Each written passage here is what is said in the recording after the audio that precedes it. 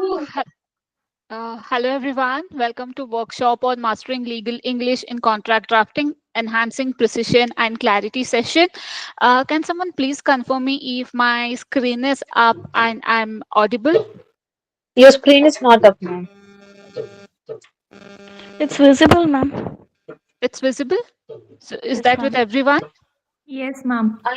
Are you sharing something, ma'am? Yes, yes. I'm sharing the screen. Is it visible to everyone or how it is? Do you want me to reshare it?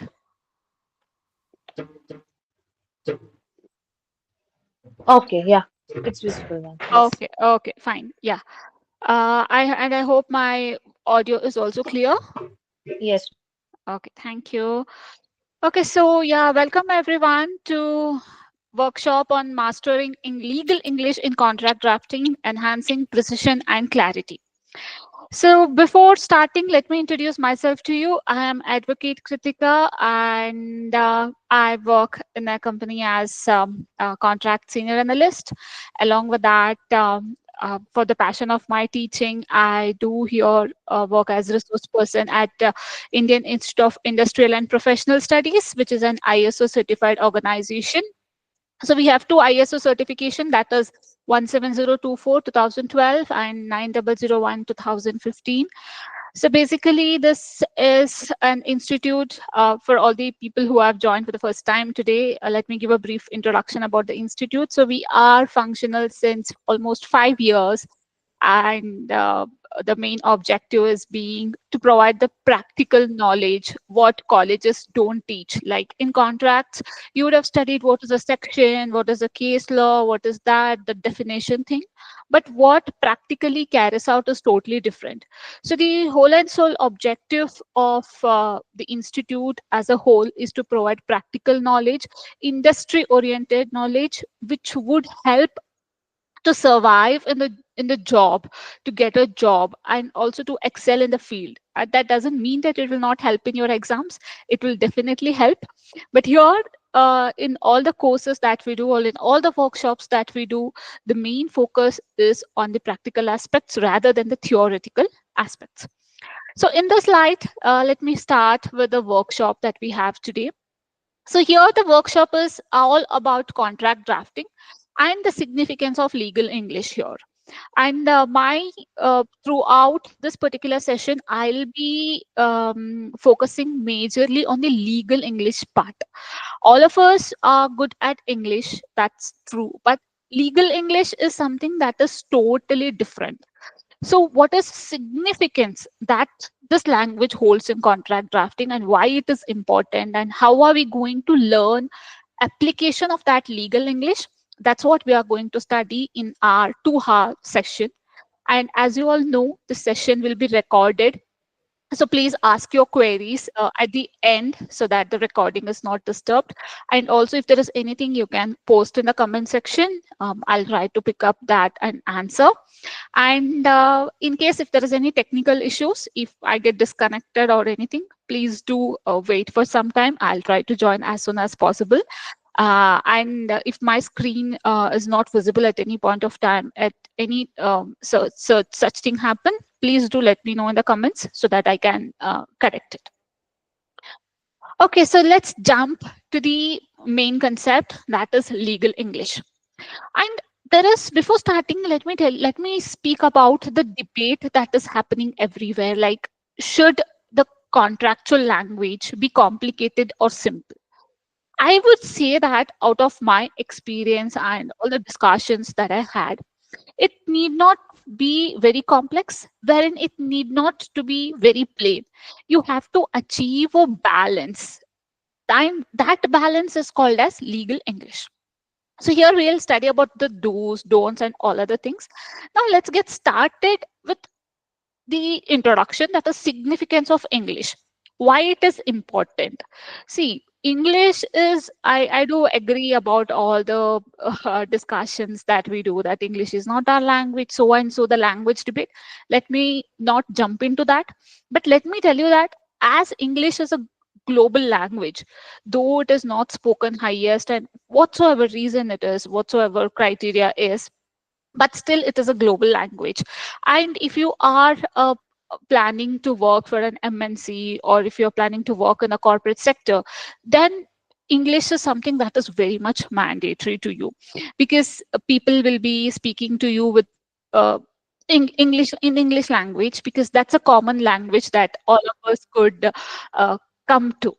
And also the court proceedings, the drafting and knowing things. So the example, the importance of English I cannot tell in words. And the same way that goes with the legal English also. So you have to learn and you have to master this particular language. And significance of language in drafting: see, when you put something in black and white, that is when you put something in writing, it carries a great important. And the interpretation of that one varies. Like, English is a crazy language. A simple sentence may mean this one, or the pronunciation may differ, the interpretation may differ, the understanding may be differing. There are like silent words, so many things are there, and it gives a different meaning altogether, different context altogether. So using a correct language in drafting is very important. Now if you see that in the clauses, or in the bare acts that we read, we'll have even the clauses which will state that the usage of the word he also includes she. Okay, because when it comes to interpretation, when it comes to the literal interpretation, then they could say that, see, here the word only he is used. That means this law is not applicable for a female. So in order to avoid that, in the definition part, they use the word he also includes she. And all the singular means plurals, and all the plural means singulars. Even that is also there. Okay, so that shows the significance of usage of words in the drafting. So it is very important. Even if you put a comma or a full stop, or any punctuation mark in the drafting that you do, is very, very, very, very important. Whatever you write, even the page number you write, the style in which you write the page number also plays a very important role. So you have to be very thorough, and you have to be very careful with whatever you write in a paper. Being a person from a law background, it is very important that you should have a weightage, or you should have the consideration, or you should be knowing what you are speaking, what you are writing.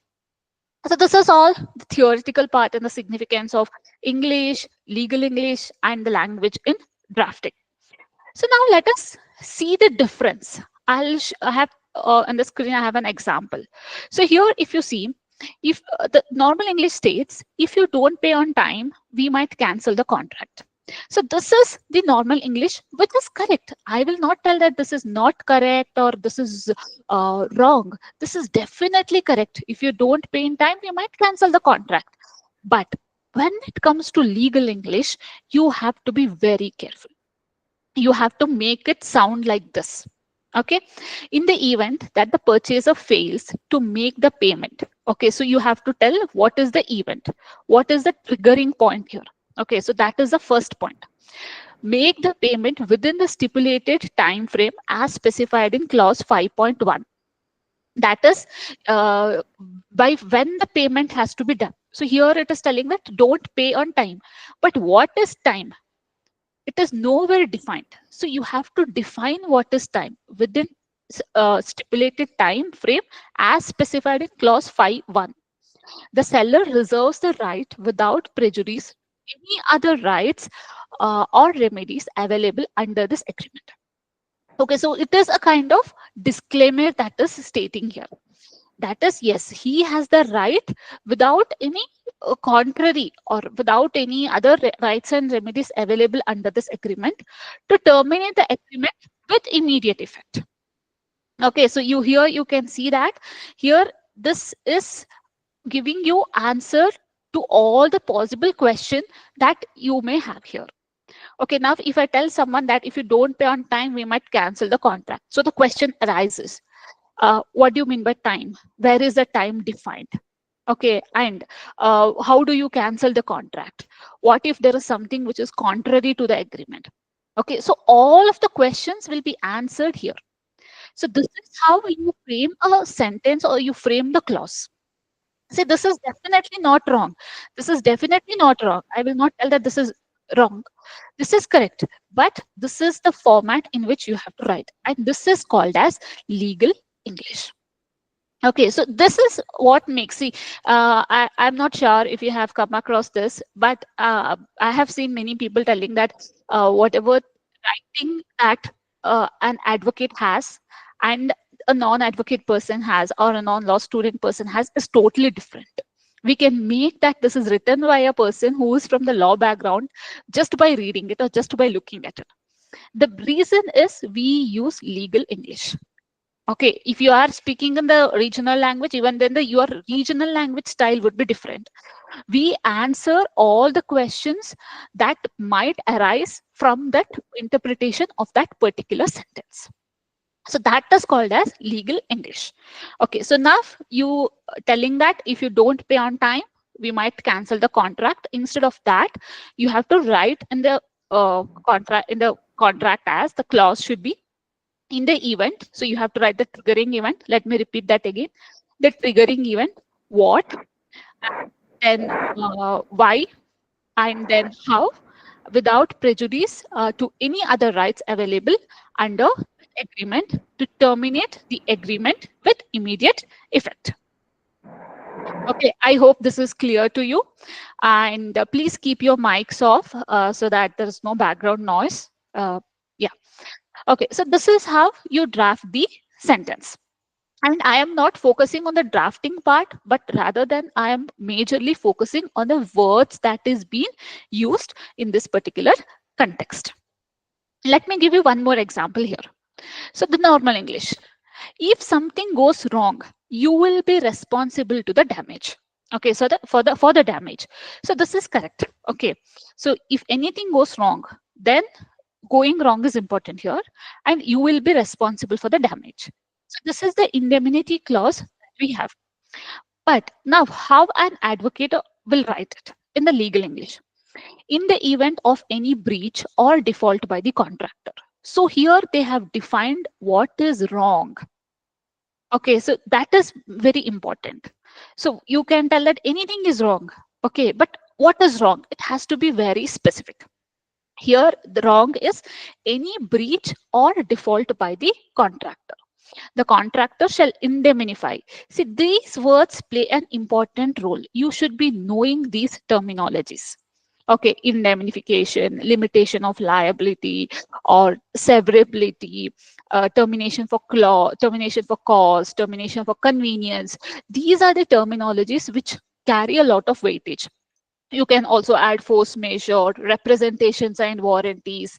So usage of these words are very important in the contract. So the first thing that you have to do is knowing the titles of these words meaning. And indemnify, defend and hold harmless the client from and against all claims, damages, losses and expenses, including but not limited to attorney's fees arising out or resulting from such breach.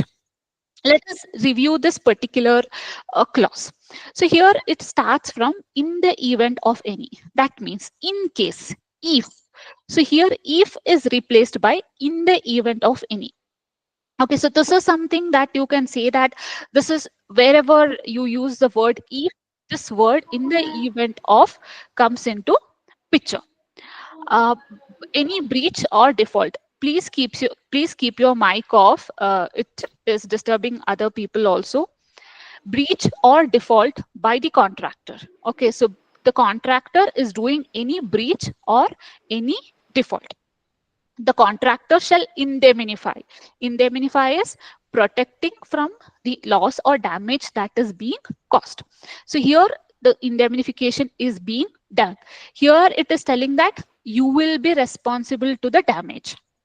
Okay, so here that particular sentence is reframed as indemnification. Please keep your mic off. I think someone's mic is on.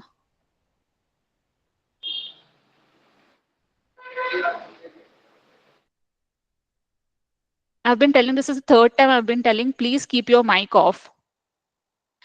Indemnify, defend, and hold harmless.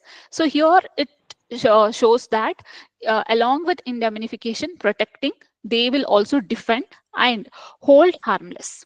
So this is something you can tell that a standard language which comes as a generic one, like indemnify, defend, and hold harmless. The client from and against. Okay, so from and against all claims, damages, losses, and expenses, including but not limited to. In contracts or in any legal drafting that we do not use the word etc. That is etc. Instead of that, we write including but not limited to. Okay, so whenever you write or whenever you draft a contract, ensure you don't write etc. That's a kind of very big no. Even if you are attending any interview or any screening, or you are giving to the client, if they see that it has the word etc or etc in that, then they'll be like, okay, no, let's not shortlist this person. So instead of that, always use including but not limited to while framing the sentence. Attorney's fees arising out or resulting from such breach. Okay, so this is how you frame an indemnity clause. It is very easy because generically indemnification clause is something which changes to others, but still you will have a general idea that how it is and how it will be. And keep all these words in the bucket list of yours so that you can add it however how you are proceeding in drafting the contract.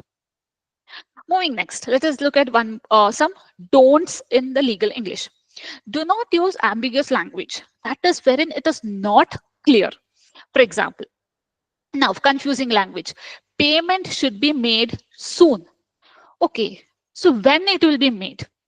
As you are drafting a contract or drafting a document, you should be very specific, because these are the places where the issue will come. Now, how are you going to define soon? For some person, soon will be just 1 month.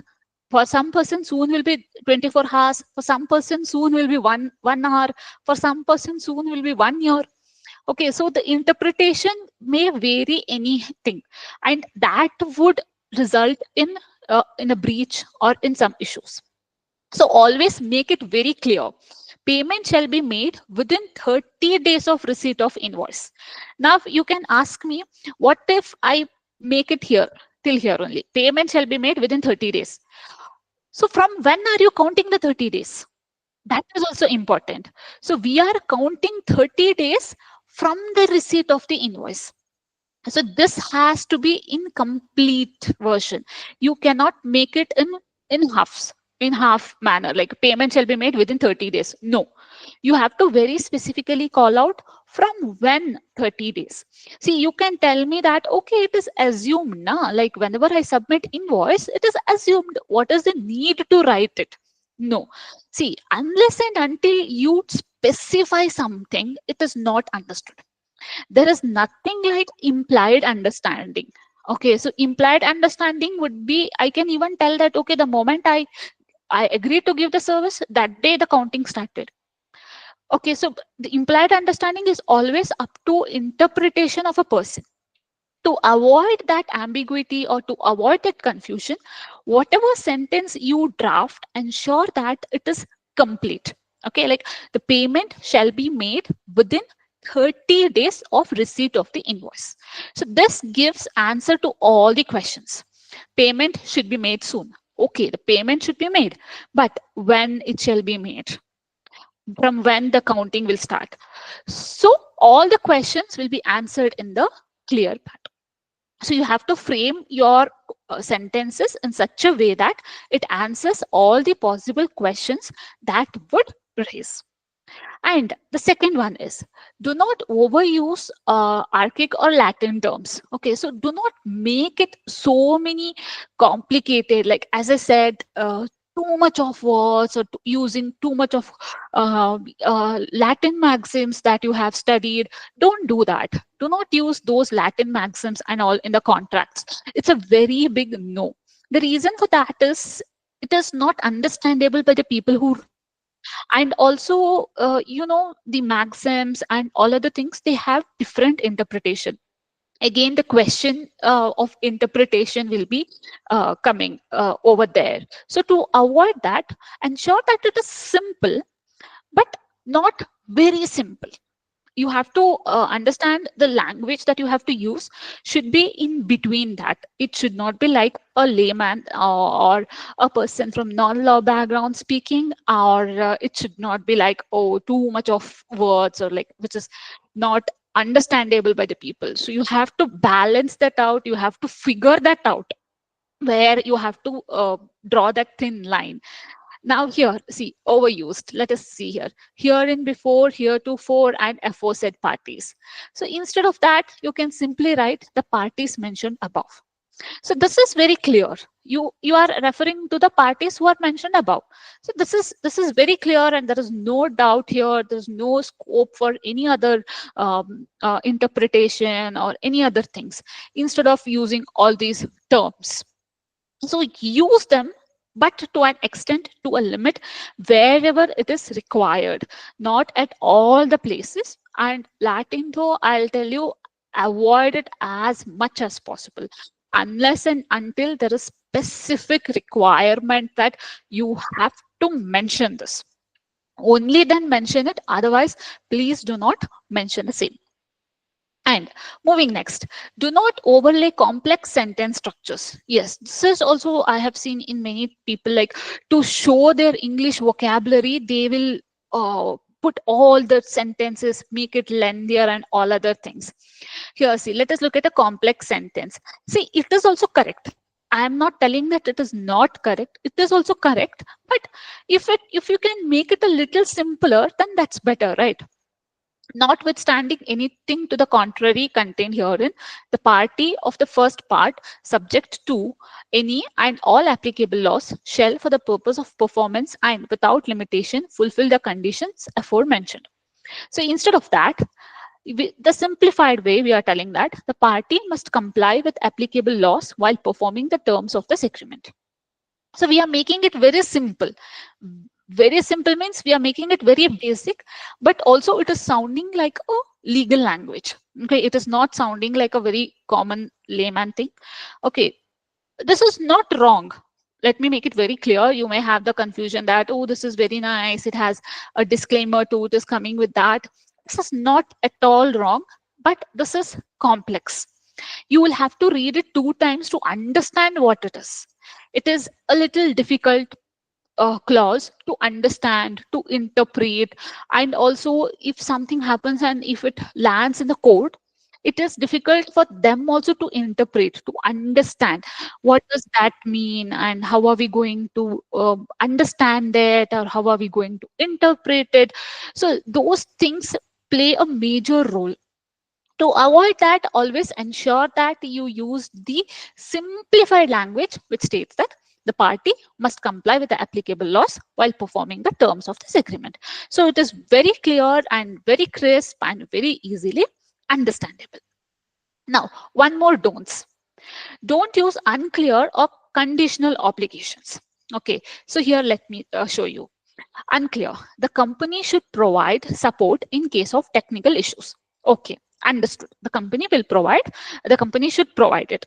But is there any limitations for that? Within 48 hours of receiving notice. Okay, so within 48 hours, they have to provide the service. So this is very clear. Now, as a same that of the first one that we studied, ambiguous language.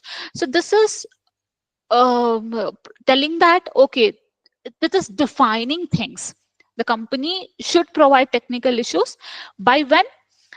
Within 48 hours of receiving the notice. So you are here making it very clear on your point. So you are not using any kind of unclear or conditional obligations. Okay, you are specifically calling it out that this is how it will be done, and this is what is going to be. Here language also plays a very important role along with the drafting style that you have, because the words that you use here. Okay, see, support within 48 hours, which means that the support should be provided within the stipulated hour, 48 hours. Okay, and also they have started like when is the starting period from when the clock will start ticking. That is receiving notice. Okay, so this is very important that you include these terminologies while drafting the clauses in the contract. So this is not just limited to the clauses in the contract, but also to any other documentation that you do, making it very clear and setting the expectation very straight. Let me repeat once again, like what are the don'ts that we studied in the legal English. Do not use ambiguous language. Do not overuse any kind of Latin terms. Do not overlay complex sentence structures. And do not use unclear or any kind of conditional obligations. So these are the don'ts that you have to keep in your mind. So I hope that part was clear to you. If you have any queries, you can ask at the end of the session, or even you can post in the comment section. Now we will be coming to the second part, that is understanding key terminologies. So I have very specifically incorporated this slide with these three examples of shall, may, and will, because this is where most of the times we go wrong. When I say we, it includes me also. Many a times I make this particular mistake, though I wake up and start drafting or reviewing the contracts. Even then, I do end up doing these kind of blunders in contract drafting. So I have very specifically brought up this particular slide. And yes, so let us make this session a little interactive. I'll give you 30 seconds of time, maybe a little more than that. Um, Put down your answer in the comment section. No problem. You can make it like personal only to me, or you can make it public. It's okay. All of us are learners, though we make mistakes, no problem. So please do put up your answers in the comment section. The question is, the party dash provide notice in writing. Is it shall, may, or will? So let us know the answer. I have answers coming up. It's all shall, shall, shall. Okay, good to see so many answers. We have one will. It's okay, even though the answer is wrong, it's okay, no problem. Anyone with me?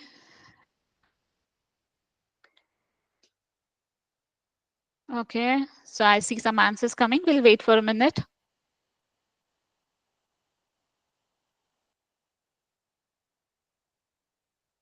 Okay. Let the answers flow. So we have around 50 participants. So some more answers. Okay. Okay.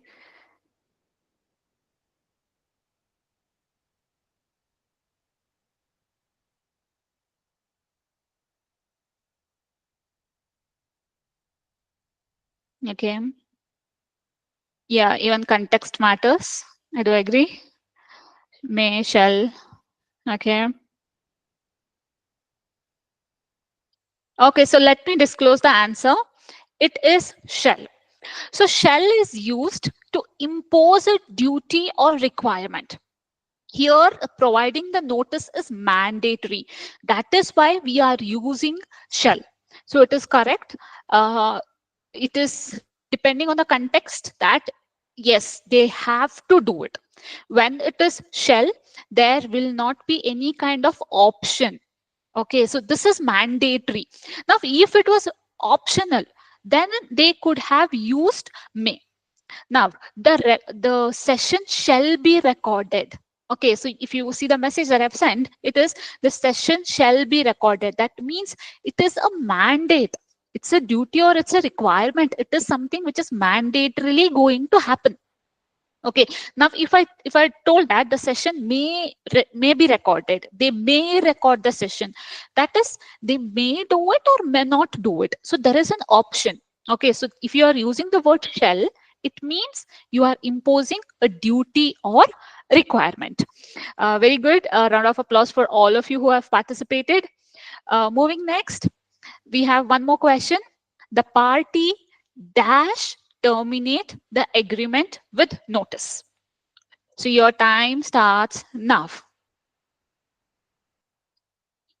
The party dash terminate the agreement with notice. So I'm getting the answer may, will, may, shall. Okay. Mhm.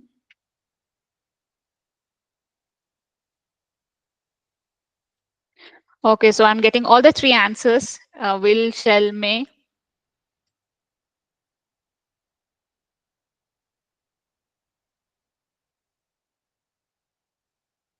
Should be shall, may, will, may. Okay, good to see all the answers. May. Okay.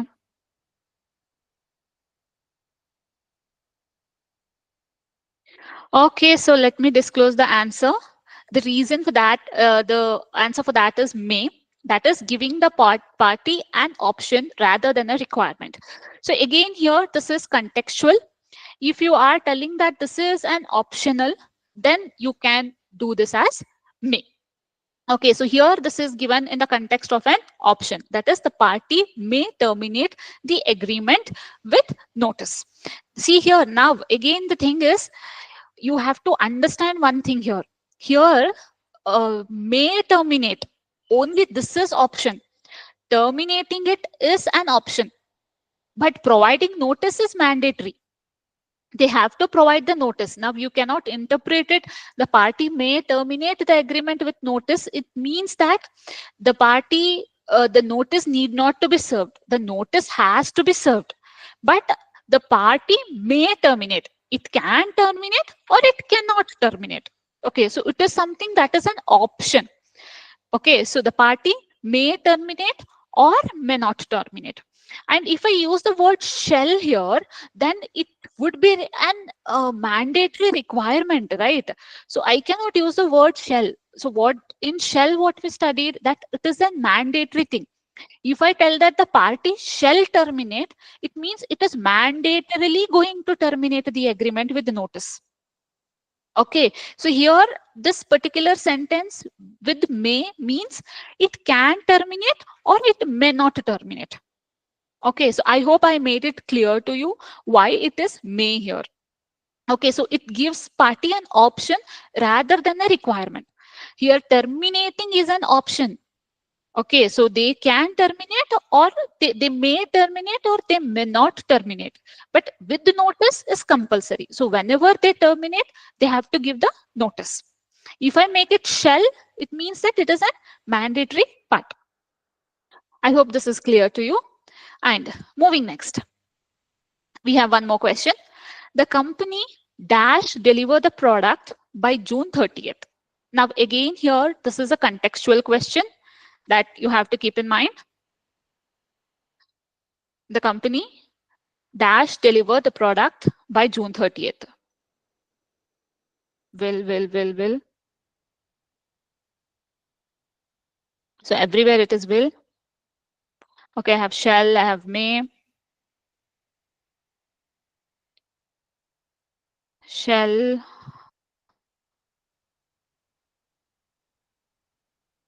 Okay, have will. Okay. So the answers are flowing.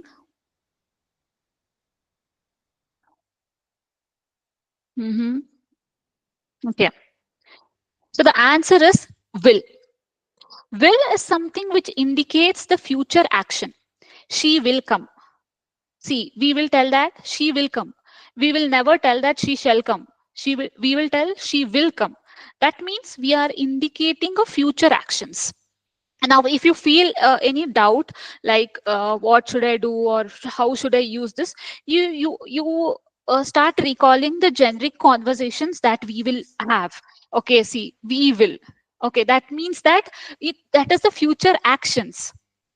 Okay, and also yes, shall is also correct when it is telling that yes, specifically by this date. That gives an obligation. But usually, whenever we tell about the future actions or commitments, we use the word will. She will come, they will come, they will do it. Okay, so that is how the word will is used. We never tell that they shall do it. We always tell that they will do it. Okay, and this will be delivered, the product will be delivered on. Like whenever we order something online in Amazon or anywhere, we will get this line: the product will be delivered on so and so date. Okay, so this is showing that that will be delivered on this particular day.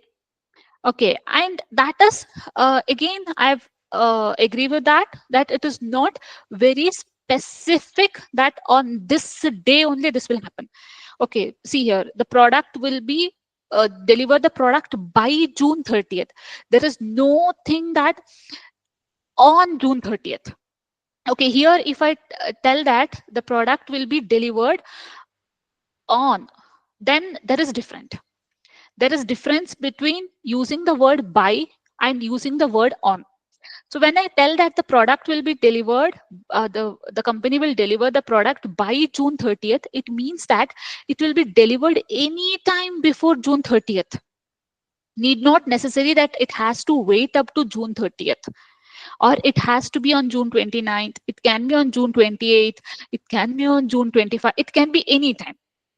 But wherein if I use the word the product, the company shall deliver the product on June 30th, that means it will be specifically on June 30th. Your explanation is confusing. Okay, see here, let me tell you the difference between on and by. Now if I tell something that the session will be conducted on Tuesday, that means it will be or I could tell one more date. What's the date today? 26th October. Okay, the session will be conducted on 26th October.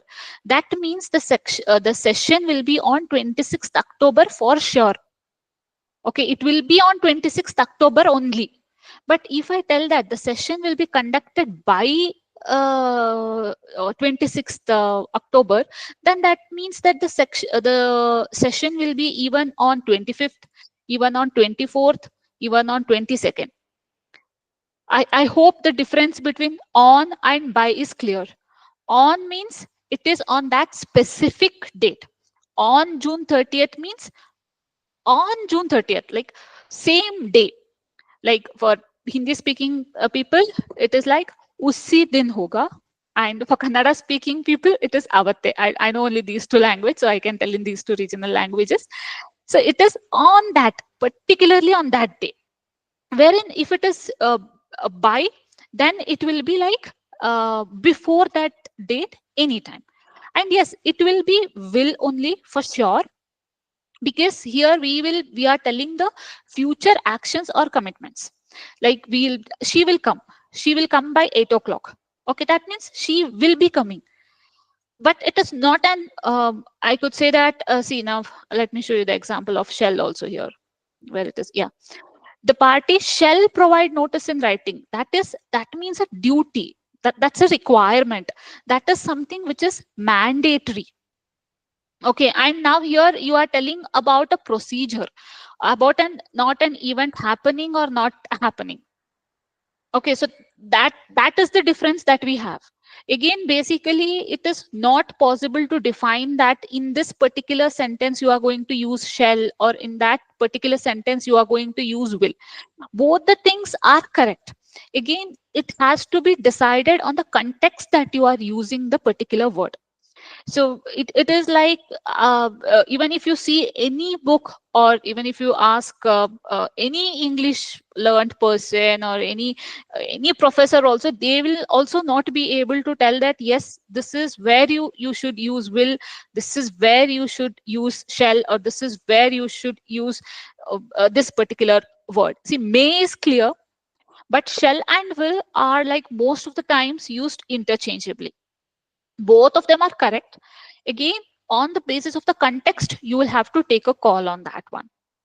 Okay, so that's how you have to take the decision. Nobody on the earth will not be able to define that this is where and this is how it is going to be used. Some places it is very obvious that you have to use will, and some places it is both of them are correct. You have to take a call based on the circumstances, based on the scenarios in which you will be making this. Okay, so this is how you are going to decide on the shall and will part. And now we'll move to some other terminologies that we should be using.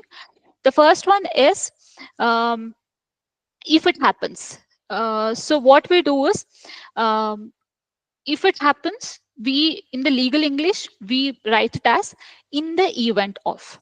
Let me show you an example for this.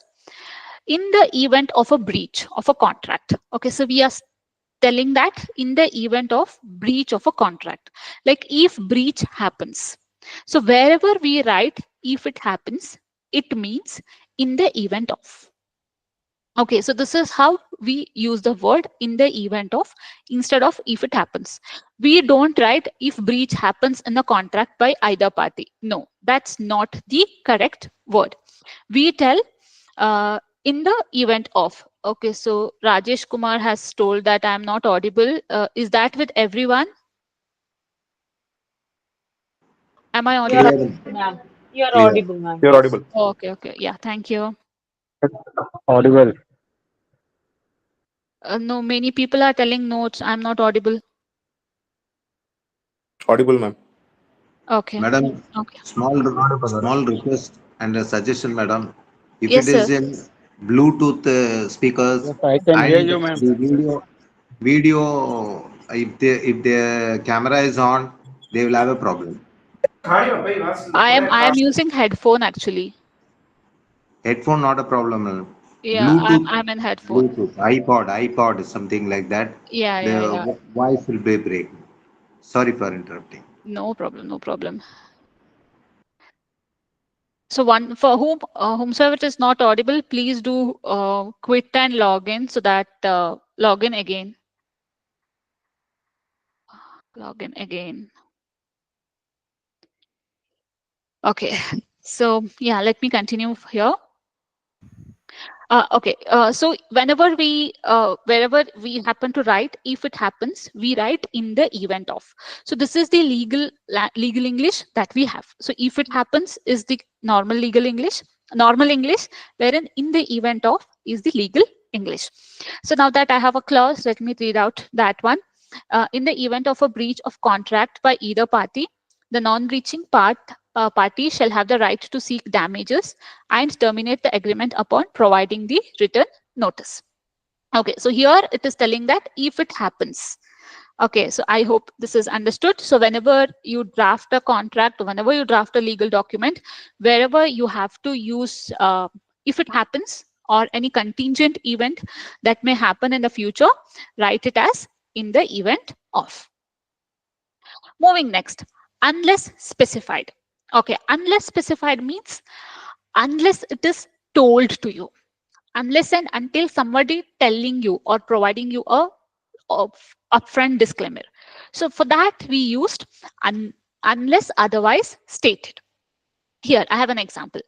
All payments are due within 30 days of invoice receipt unless otherwise stated in a separate agreement between the parties. Here it is giving an exemptions. Okay, so it is telling that unless and otherwise stated, if it is not specified by any other contract.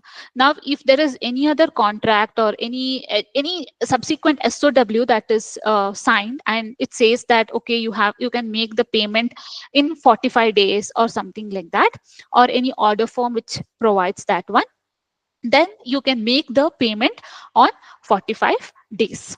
Okay, so here unless otherwise stated. So this is, I hope this is clear. So do not write unless specified, write unless otherwise stated.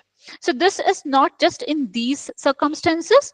This particular word will be used in many other parts, wherein it will be providing services or it will be in SOW, especially in consultancy services. These clauses play a very important role. So do not write unless specified, write unless otherwise stated. Moving next. From time to time. Never write from time to time. Always write periodically. Okay, so this is the standard word that you have to use. But let me give you an example. Okay, sorry. The contractor shall submit progress report periodically to ensure that the project remains on schedule and within budget. So we will not write from time to time. We will write periodically. So this is the standard word that has to be used. I think I have seen from time to time in many places, in many drafts, but do not do that. Write the word periodically. Even if you are drafting a writ petition or drafting a plaint or written statement, whatever it is, even though you want to write there from time to time, write it as periodically, because this is the standard terminology that we have. Okay, so the submit progress reports from time to time. See, from time to time is also correct. Again, I am not here telling that it is a wrong thing or a wrong word to use, but periodically is the legal terminology or a legal English word that can be used. Moving next. Try to. Make reasonable efforts to. Okay, so now we do not tell the party will try to do it. No, the party will make reasonable efforts to do it. Now, let me tell you why we are telling this one. See, when you are telling somebody is trying to do something, what do you mean by try? That, and to what extent do you want the other person to try? That will be a question in interpretation. Have you really tried? What does trying means? So instead of that, right, make reasonable efforts. Yes, that person has made reasonable efforts to understand, make the other person understand. Now, for example, I tried my best to teach legal English. So instead of that, I have made my reasonable efforts to teach legal English. That's where the difference plays. I am telling that yes, I am trying my reasonable efforts. So trying means, it does not mean that I make you sit and write with the help of pen, paper, do things. No, I have made my reasonable efforts. What's the reasonable efforts? That is making an interactive session, giving a lot more of examples, and making you do some activity. All of those things are falling under the under the definition of the term reasonable efforts. Here, the parties agree to make reasonable efforts to resolve any disputes amicably before pursuing the legal actions. Now, here I have not written try to, I have written make reasonable efforts. Okay, that is because what is reasonable efforts is easier to define instead of defining what is trying. Okay, so trying can be anything, but reasonable efforts is understandable. Reasonable efforts is justifiable. You can tell some of your action as a reasonable effort. Now, if you ask me, what did you try? That's different. That's a difficult part. That's not wrong also. But being a person who is drafting and who is leading into the interpretation of that, you have to ensure that you use the exact terminology. And here the exact terminology is making reasonable efforts. I hope this part is clear. Moving next. Regarding. So in the contract drafting, we do not use the term regarding. Instead of that, we write with respect to. Okay, now the company will provide a comprehensive report with respect to the project's financial performance at the end of each quarter. Now here, if you replace with respect to regarding, it sounds correct. It sounds perfect. The company will provide a comprehensive report regarding project's financial performance at the end of each quarter.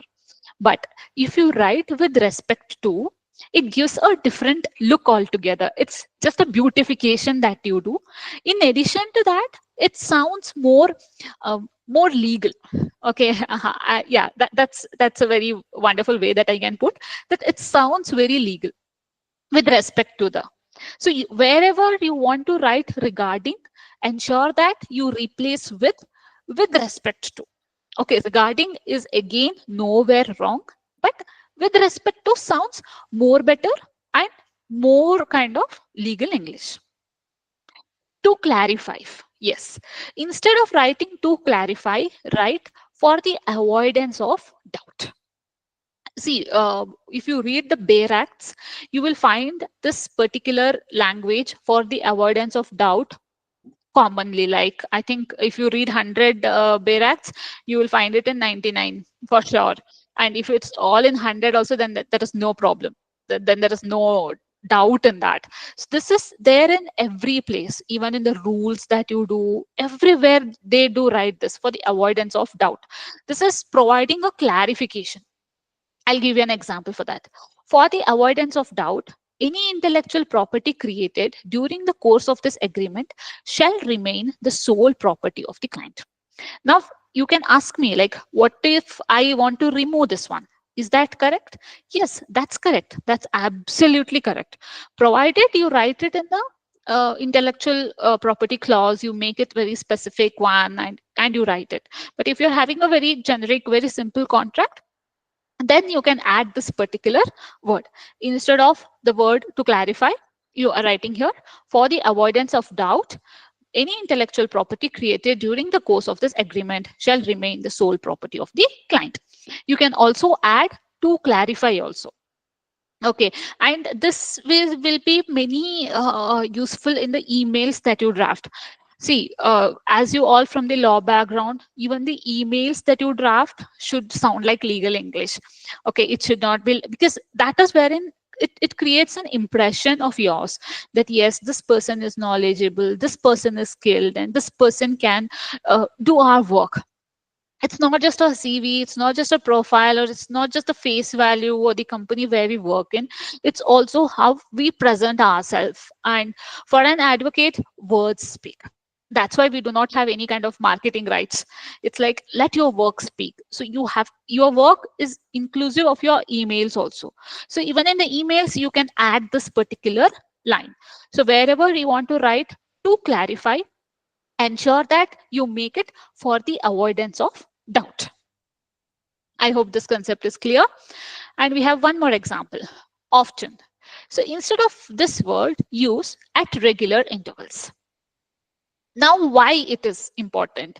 Because see, justifying and defining at regular intervals is easier. When a contract lands in the court, or when a document lands in the court, its interpretation plays a very important role. That how you explain it, how you see things, all of those things plays a very, very, very, very crucial things. Okay, so it is very important that the words are easily definable, easily explainable. The service provider shall conduct checks at regular intervals. Okay, so it is, you can see that at regular intervals. Now, what is this regular interval? It is easier to define. Okay, once in a quarter, once in a month, or once every fortnight. It is easier to define a regular interval. Okay, there's a gap, reasonable gap between all of these things. But if you tell often, that is very ambiguous. It's like the word is very vast. You can explain anything. It is even I could tell that what I could say, maybe even often means it could be even 3 days gap, 5 days gap. So it is different thing. Okay, and also, yeah, so that the interpretation, it differs. And yes, okay, so I have some messages. Okay, I'll yeah, so isn't it similar to periodically? Yes, it is. It is, I could say that see, again, the context thing difference. You can use checks periodically to ensure the equipment operates efficiently. Yes, it is also sounding correct. But here I have done at regular intervals for a specific reason. Okay, so here Nidhi has asked a very good question, but then regular intervals also gets unclear, like how you mentioned the payment will be made soon. I do agree with that. But let me tell you the context here.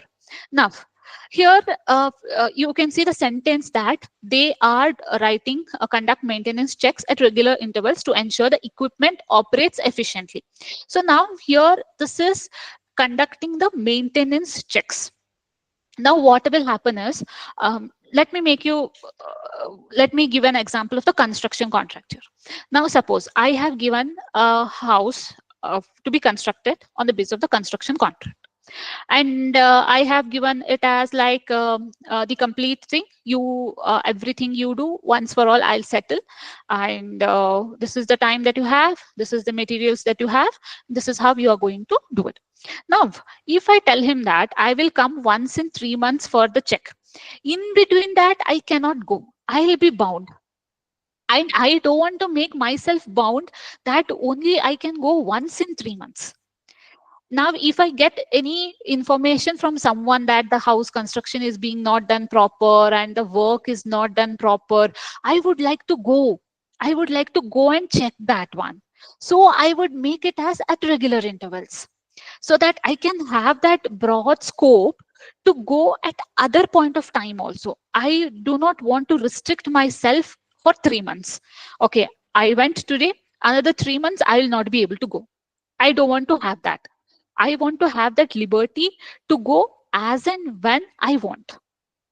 That is why I am not defining that I'll go only at this point of time. And now this is very common when you see the rental agreements also, when you see the tenancy agreements, like even there they will be having this one, that is the property owner can visit the rented out property or the scheduled property at regular intervals of time. Now if suppose I have rented out my house, my flat for someone for a period of 11 months. Now if I tell that okay, I'll visit only once in a quarter, then that I will be bound that okay, I cannot go without that. Within 3 months I cannot go, I can go only once in a 3 months. I'll be bound. And my neighbors are complaining, okay, something is happening there and this is happening, that is happening. Then where do I have rights? Where do I knock it? Like it's like I'm locking myself. So instead of that, if I have had it as at regular intervals, then I can go there once in a month also. The interpretation will be in my favor. Okay, that is why we will be using periodically or at regular intervals. So I have that bracket or I have that scope on my part that I can go and do it. So this is the word at regular intervals or periodically is used for my betterment or to provide flexibility to me. So this is a kind of contextual thing that we have here for the benefit purpose. I hope I made it clear. Let me know in the comments, is that not clear or is there any doubt regarding this one, the usage of at regular intervals. So this is broadening the scope, this is broadening the interpretation, and this is favoring to me, and it is not binding me that only this time I have to go. So this is purely contextual thing. And yes, instead of regular intervals, you can use periodically too. Even that is also possible. And wherein, see, periodically is you have to define something. At regular intervals, it will provide some more kind of more flexibility, I could say. Okay, so this is what if I write in the agreement, the engineer will repair the machine at regular intervals. Since it is mentioned like this and the machine needs repair at once in 2 months and he came after 6 months. No, this is maintenance check. This is not repair. See, please read this. This is maintenance check. This is not repair. Okay, what if I write will repair the machine at regular intervals, since it is mentioned like this and the machine needs repair of once in 2 months, but he came after 6 months. Yeah, see, this is maintenance check. This is not repair. And also to ensure the equipment operates efficiently. So he is bound to ensure that it is working efficiently. He is again bound here. So if it feels that the machine needs repair once in 2 months, then he has to come because of the second part. Okay, we are not just stopping the things here at regular intervals. We are continuing it. What is the objective? To ensure the equipment operates efficiently. And if he, in the maintenance check, if he finds that, yes, this requires maintenance once in 2 months, then he has to mold his regular intervals to 2 months. And yes, if he finds it for 1 month also, then again, he has to mold it for 1 month. So here the objective is this one, ensure the operating the equipment efficiently. And now we have not defined it as 3 months once he will come, only for this reason that we can have the flexibility here. So if I have told that he will come once in 2 months or once in 3 months, then the purpose will not be solved. Here we have to have the objective. Then see, since we do not mention the time he'll come after 6 months, whereas the machine's necessity is 2 months, then it is purely breach of contract. So you are going to either terminate the contract or you are going to invoke the breach of the contract, whatever provisions you have, you are going to do that. It is so simple. He is breaching the contract. So it is, if even though if it is there, even though the scope is there, and if he is not coming, that amounts to purely breach of the contract. No. That's not what I'm saying. I am saying whatever the work is going to happen, if we mention at regular intervals in the contract, if I have mentioned at regular, being a lawyer, I have mentioned at regular intervals in the contract, and I think the machine, whichever the machine we are talking about, it technically sometimes need 2 months maintenance or 3 months maintenance or 4 months maintenance. All right, because it's it can stop anytime. Okay, but since we have mentioned at regular intervals, and the engineer is coming after 6 months or maybe weekly also, even if he's coming, so won't like, doesn't it will it bother the whoever this machine says? See, if we had stopped the sentence here, if the full stop was here at regular intervals, then this would have been the scenario. But here we are continuing it. We are telling that to ensure the equipment operates efficiently. So we are continuing it. If the sentence had stopped here, then I would have surely agreed with you. Yes, that's the correct thing. But here we are continuing. We are having an objective. The engineer, whoever the service provider is, he is supposed to meet this. Okay, got it. He is supposed to take the action. Now, if he doesn't take the action, then it amounts to breach of the contract. So you can terminate the contract on the breach of the provisions telling that though the machine required the services once a week or once a month, and we had flexibility in the contracts of regular intervals, he did not come. This problem would have been definitely there if we had stopped it here. So we are continuing it further. I hope this is clear. Yeah. Yes, it's clear. Yeah. So this is very important that you write the final objective. So here what is saving us is here to ensure the equipment operates efficiently. So he has to, by hook or crook, he has to ensure you come daily, you come twice a day, whatever you do, but you ensure this is working clearly. From our side, our door is always open to you. Come whenever you want, whichever time you want. We are not stopping you. We are not bounding you that you cannot come into our campus. You come anytime. So here we are giving the full liberty. Okay. Yes. So moving next, we have immediately. Instead of immediately, we write without undue delay. Okay. So this is, see, immediately is also correct, with immediate effect. At some point, we use that with immediate effect. But wherein in some cases, wherein they have to give any kind of notification or anything, then we use without undue delay.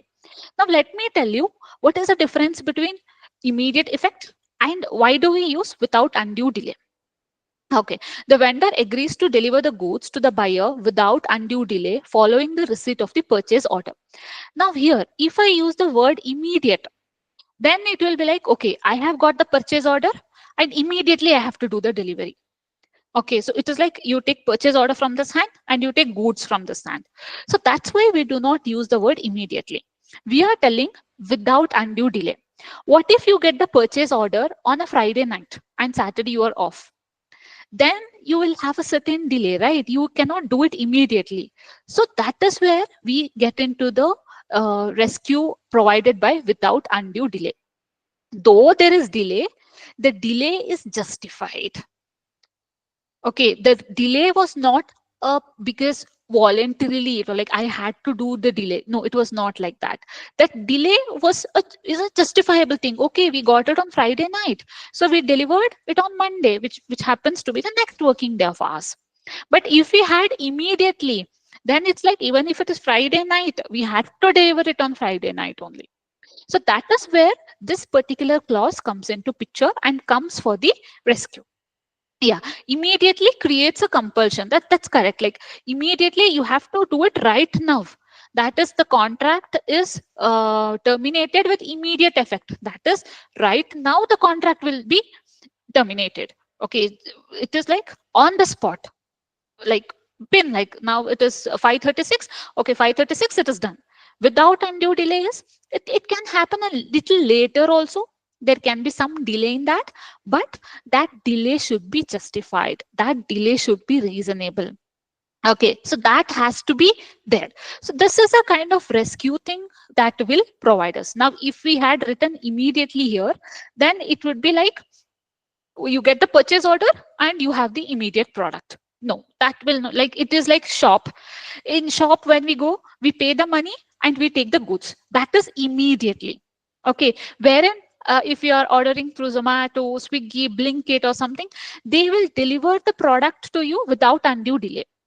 Okay, though they will not do it immediately, but they will do it without any sort of delay. I hope this is clear to you, when to use immediate and when to use without undue delay. So again, if you use immediately, grammatically, it will be correct. Okay, it is correct. It is giving the good understanding, good meaning, everything. But while interpreting it, it could be a problem. And also while enforcing the contract also would be the problem. So whenever you draft a contract, the terminologies that you use should be enforceable. Okay, so you have to see when you are enforcing it, when the contract is enforced, will that be making any sense or not? Moving next, without limitation, that is using the word etc. In contracts, I think you can consider this as a golden rule. We never use the word etc. because etc. creates a very big list. It can be anything, wherein including but not limited to limits it. Okay, so it is not giving that a vast criteria wherein they can add anything and everything. Okay, it says that it is of the similar nature. See, the responsibilities of the contractor include but are not limited to. Okay, so it says that it includes this one, but it is not only this much. It is all of these, but not only these. It can be more also of the similar nature. Project management, quality assurance, and compliance with the safety regulations. So if it was a normal English, then it will be like the responsibilities of the contractors are project management, quality assurance, compliance with safety regulations, etc. So here we are removing that word etc. Never use the word etc in any contract that you draft. Never ever use that. Always replace your contractual language with including but not limited to. Okay, so this the first thing is, yes, it gives a very good impression that this is drafted by a very good learned person and all other things. And also interpretation wise, it plays a very crucial role. As I said, etc. is very vast and it is very difficult to define what is etc. Wherein if you are telling that it includes but are not limited to, it gives a good precise information that it is all of these, but not only these many. There are many others also. So always use with instead of etc. or without limitation, use including but not limited to. Yeah. So this is all about the terminologies. And again, the terminologies are not restricted to these. There are many other terminologies that you will have to replace in the contractual language so that it is easier to understand and easier to grasp. And also it is making a more professional appearance. Now we'll move to the role of adverbs and adjectives in legal English. So at many point of time, we use those things. Now let's start with period. So whenever you are telling period, instead of this, write reasonable period. So let me tell you why this is important, why we have to give the reasonable period. That is because it gives the explanation. Okay, that okay, so for example, if there is any dispute, it has to be settled within a definite given period or within the time period. So instead of that, if you tell reasonable, it is easier to justify. Okay, reasonable, what is reasonable? It is explainable. Instead of period, always write reasonable period. Perform, instead of perform, always write diligently perform. That is, perform with all interest, perform with all due care. You have to perform that. So instead of just writing perform, write diligently perform. Deliver, instead of deliver, write timely deliver, because we will be defining the terms, therefore telling that the product will be delivered in time. Therefore, always ensure that it is written timely deliver. Moving next, we have as soon as. So instead of that, write as soon as reasonably practicable. This gives a kind of bracket to us. Okay. Now, for example, we will have any kind of technical issues that is happening, or the server is down. So it will be like the service provider will inform as soon as possible, or as soon as he comes to know about this, or if there is a leak of confidential information, the second party will inform about the breach of the confidential information as soon as he gets to know about that. Instead of that, as soon as reasonably practicable. Sometimes what happens is, we will, though we want to inform them, we will not be able to inform. So what we write is as soon as reasonably practicable. If you have seen this while booking the flight tickets, you can see this one in the terms and conditions, wherein they have written that if there is any scenes of or any chances of the flight being cancelled and all other things, then we write as soon as then we will inform as soon as reasonably practicable to the people who are flying, or for you who have booked the tickets. So you can find this language over there. That is, they are telling that as soon as reasonably possible, we will inform you. This is similar to that of the immediate and without undue delay. Okay, this is the same way, wherein you are buying yourself a breathing space. Okay, yeah, and please don't unmute yourself. It is very difficult for me to mute every now and then. Notify. So instead of notify, write promptly notify.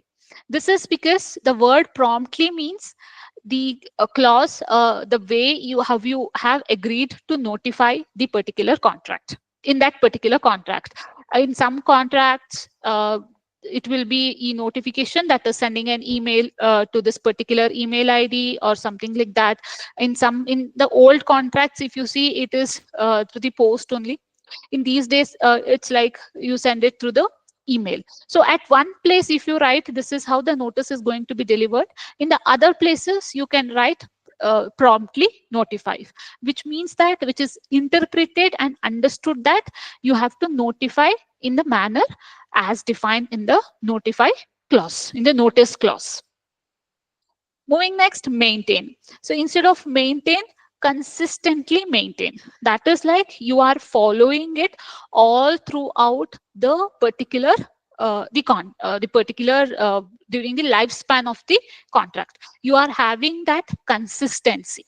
Okay, so instead of maintain, always ensure you add the term consistently maintain. Moving next, update. So instead of update, you can provide regularly update. So if there is any update that has been provided, that will be on regular basis. It's not one time. So every time it will be a regular update that will be provided.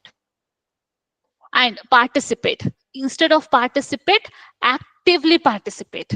So what is the difference between participating and actively participating? Let me give you an example. Now here there are few people who are actively participating, like who are posting their comments, who are asking queries, asking questions. They are actively participating. wherein there are few other people who are silently participating, like they are here, they are listening to the class, or they are doing some stuff. So it is like uh, the silent or the passive participation, so they are there. So instead of participate, right, actively participate, because you never want somebody who is very silent or any other thing, yeah, who is not a passive listener. Yes, so it has to be that way. And yes, why practicable not possible? Yes, it is possible also. You can make it. Again, I will say that it is the contextual basis. It can be practicable also, it can be possible also. Yeah, who is not a passive listener? Yes, who is actively taking part and who is actively doing the things. So always write, they will actively participate. Okay, so you set the expectation correct. Okay, you are actively participating, you are actively involving in things. Next, authorize. Authorize, explicitly authorize. He is explicitly authorized to sign. That means that you are setting an expectation that all documentation are done. See, if I say that I am authorized to sign, so instead of that, I am telling that I am explicitly authorized to sign. It means I have all the documentation, I have all the proper approvals, proper permission, everything in the place. So this is the expectation you are setting here. See, this author, if you just tell authorize, it can be a vague one, like, okay, fine, that person is authorized to sign. But if you're telling explicitly authorize, that means that person has authority, that person has all the documentation, that person has all the proof that he is authorized to sign it. So always use the word he is explicitly authorized to sign. And again, if you use it without that, that is also not a problem. Definitely nobody is going to put a wrong mark and tell that this is not a correct thing. You can use that one also. But if it is there, then it gives a kind of good impression. And also, when there is a kind of interpretation of the particular contract, then yes, this all of these things plays a very major role and plays a very important, crucial things. Now I have a small activity for all of us. So here I have 4 questions. So we'll go one by one. Okay. So let us start. Payment shall be made within dash days of receipt of the invoice. So I have not discussed this answer with all of us because I wanted to keep it for this one. So let us see. Yes. Shall So I I answer? have. Yes, Can I yes, answer? please. 10 Sure, calendar sure. days? Is it? No. 10. Can you please comment down so that everybody can have that answer? Okay, ma'am. Yeah. 10 business days, 10 working week day, 10 business, Rajesh Sharma working.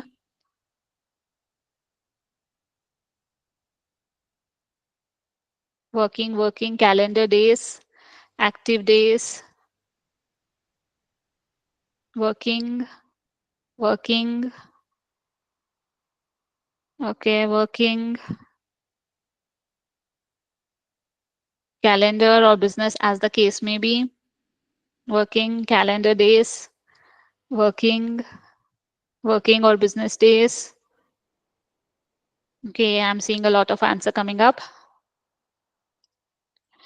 Okay, so let me disclose the answer for this. Again, this is contextual. Usually what happens is whenever we do any business transaction, we always write, okay, where did it go? Okay, so we always write business days of receipt of the invoice. That means it is working days. See, working is also correct, but the legal terminology for that one is, legal English terminology for that one is business days.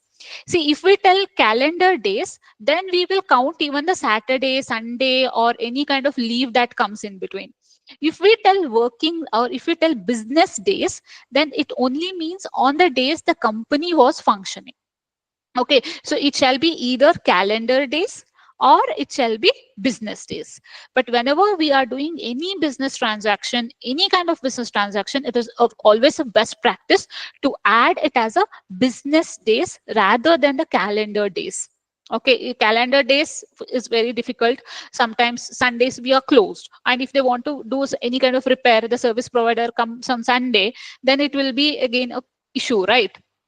So what we do is we always write within 10 business days of receipt of the invoice. And always ensure you define the days. Either define it as a calendar day or either define it as a business day, so that the days are interpreted in a proper manner. Okay, so this is all about the first question.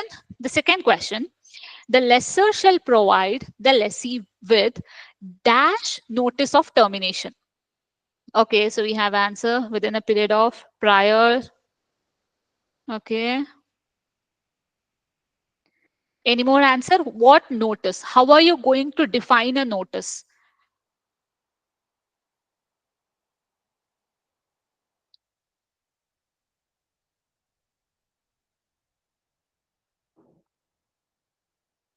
Mhm. How are you going to define the notice? What is the definition that you have for the notice? Like, what kind of notice do you want? I can see a lot of answers coming up.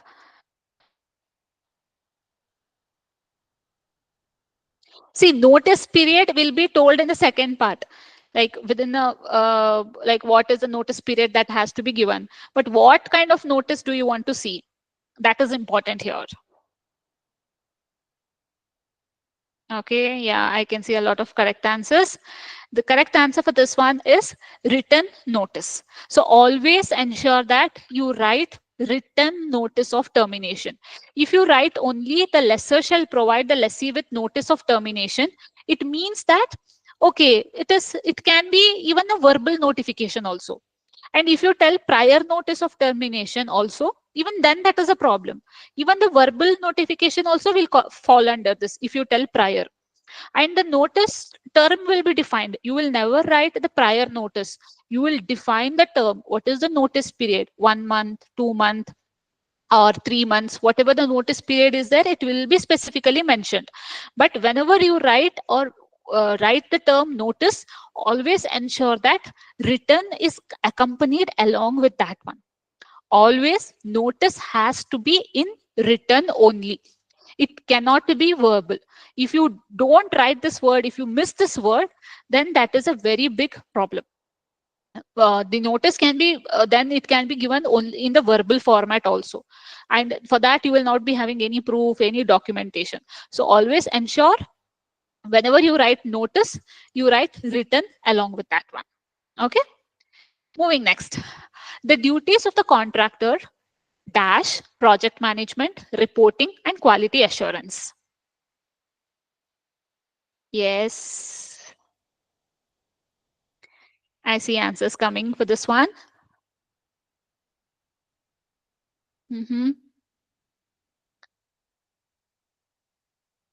The duty of the contractors dash project management, reporting, and quality assurance. So you are telling what are the things, what are the duties of the contractor are. So what is the word that you use here?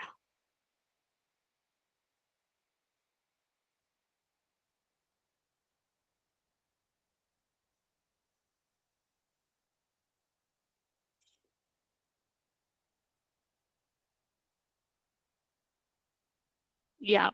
So the right answer is include but are not limited to. So you are telling that these are the duties of the contractor, but they are not limited to these. These are there. Okay, these are there by default. And also these are not only the ones. There are some other duties also. This is how you are going to tell it. Next, we have one more. The agreement is dash approval of the board of directors.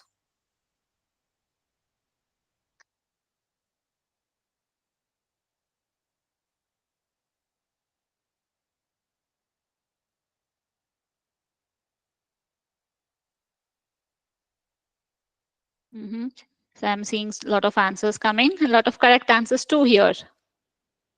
Yes, the correct answer is subject to the approval of board of directors. That is, the agreement is subject to the board of approval of the board of directors. That is, the board of directors shall be approving this particular agreement. Okay, so this is the small activity that we had. And now again, we'll do some practical drafting of the contract, wherein the major focus would be on the legal English. Okay, so we are supposed to draft a payment clause that specifies the amount to be paid by the company to the contractor, includes a condition under which payment is due, referring to an invoice, and establishes the timeline for the payment after receipt of the invoice. So let me show you how we are going to draft it, and I'll explain it to you on the basis of the legal English terminologies that we are going to study. The company shall pay the contractor. So shall means it is the mandatory thing that we are going to give here. Okay, so this is payment is mandatory. Shall pay the contractor an amount of rupees 50,000 pursuant to the invoice submitted by the contractor. Okay, so this will be subjected to the invoice that is submitted by the contractor. Here under this agreement, so on what basis the invoice shall be submitted? Shall be submitted as per the terms that is set out in this agreement, and payment shall be made within 30 days of receipt of the invoice. Okay, so here we are making it very clear that amount of rupees 50,000 will be paid, and when it will be paid? It will be paid after the submission of the invoices, and how the invoice and why the invoice will be submitted as per the terms of this particular agreement. And the continued second part will be, when are we going to make the payment? It shall be made within 30 days of receipt of the invoice. Okay, so now again here 30 days, this is an question of interpretation. How are you going to define 30 days? So to avoid this ambiguity, you can add business days or calendar days, depending on the business input that you get. And also one more best practice I will tell you is, whenever you write the figures, ensure that you write in the words also. Okay, so you can add it in the words also, so that it will be easier for the interpretation, and it looks good if you add it in the words also. And again, if we don't state here under this agreement, isn't it obvious that it is under the agreement, as the payment itself will be contextual? See, it is the style of the drafting of an individual that they are going to submit. Now, for example, see what happens is, the invoice may be suppose I am having multiple business with that person. It need not be necessary that it has to be only one relationship or one business that I'm doing. I am doing multiple business. So it means that if I don't specify as per this agreement, then they can submit invoice for some other agreement, and they can tell that, okay, so I have submitted an invoice, give me 50,000. So to avoid those kind of complexions or those kind of complexities, we use the term, even though it is obvious, even though it is impliedly understood, we make it more expressive, so that there is no confusion, and there is no question of any kind of interpretation at the later stage. See, when you have multiple contracts, so these things plays a very important role, and you never know when a business relationship would be spoiled, or when there will be some confusion, or whatsoever would happen. So even though it is, even the obviousest things is made is written express in the contract, so that there is no confusion. So the main reason for adding this one is to avoid that complex situation that would arise further, just to be in case, just to be protected, that this particular any invoice, not any invoice submitted by the company, but invoice which is submitted under this contract or under this agreement, we are making it express. I hope that is clear. And we have one more exercise here. Draft a clause that states an individual agrees to waive, release, and discharge any claims or action against the released parties related to their participation in an activity, including claims that may not be known. So for that, what we are doing here is, the undersigned hereby waives, that is the parties, okay, hereby waives, releases, and forever discharge the released parties from any and all. Okay, so here it is telling from any and all claims, demands, actions or cause of action, whether known or unknown, arising out of or related to the undersigned participation in the activity. So this is a waiver clause wherein they are releasing the other party, releasing the parties. Okay. So these kind of questions, it comes in your interview. So what, whenever there is any kind of written test, or whenever like even in the verbally thing, they'll ask, because I have personally done it, wherein they have told the situation and they'll be like, okay, so share your screen and draft these clauses in the Microsoft Word, or any platform that you open, even in the notepad. So I have done that. They'll be giving these kind of clauses. And here you have to understand what is a clause name here. So that's a different part. But here, if you see, as I said, focusing majorly on the legal English aspects. Here they have used, while drafting, and all claims from any and all. That means any claim and all claims. Okay, out of or related to the undersigned participations in the activity. So it is because of out of or related. Okay, so you are covering everything whole and soul. You are not leaving any parts untouched or left. Though you are telling these many things, it covers all of the other aspects here. Okay, so moving next. So this is an activity for all of us here, while we almost touch the end part. So here I'll be giving 2 minutes. This is a clause that we have in the normal English. Okay, see, let me read it. The parties might end this agreement whenever they think it's appropriate, but they should probably let the other party know beforehand in some manner. So I would be giving 2 minutes here on the screen. Please do draft it. Though if you're not able to share it here, that's no problem. I understand, but do it for yourself, so that you can have the comparison at the end part, and see where it is and where do you stand and where do I stand. If you have any suggestions, you can let me know in the comments here. So please do reframe it in the legal English. So this is in the normal English. Let me read it again before I start the timer. The parties might end this agreement.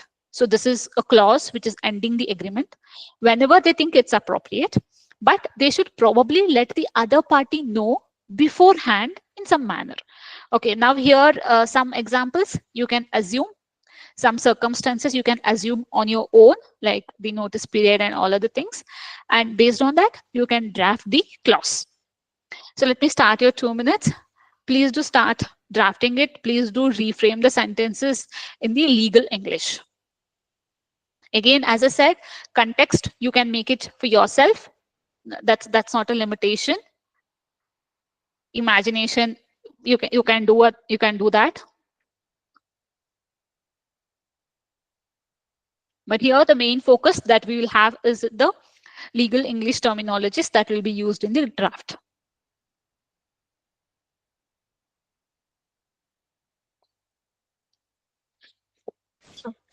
Sorry.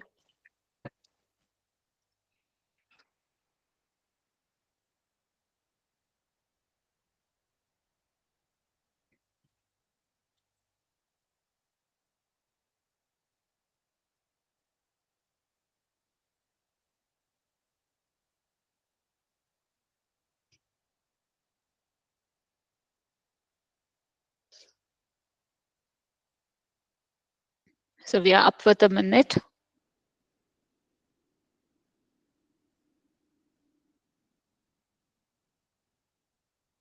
Yeah, so Shushma, the parties may terminate the agreement with prior notice to each parties.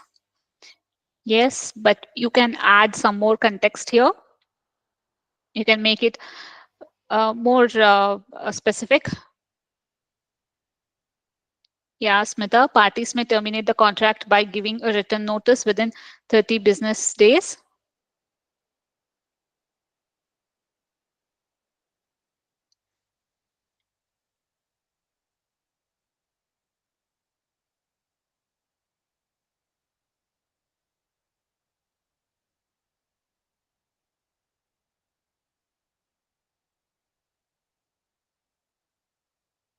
Okay. So yes, we have some answers. The either party may terminate the contract at any time by giving an X day of written notice to the other party. Yes, that's very correct.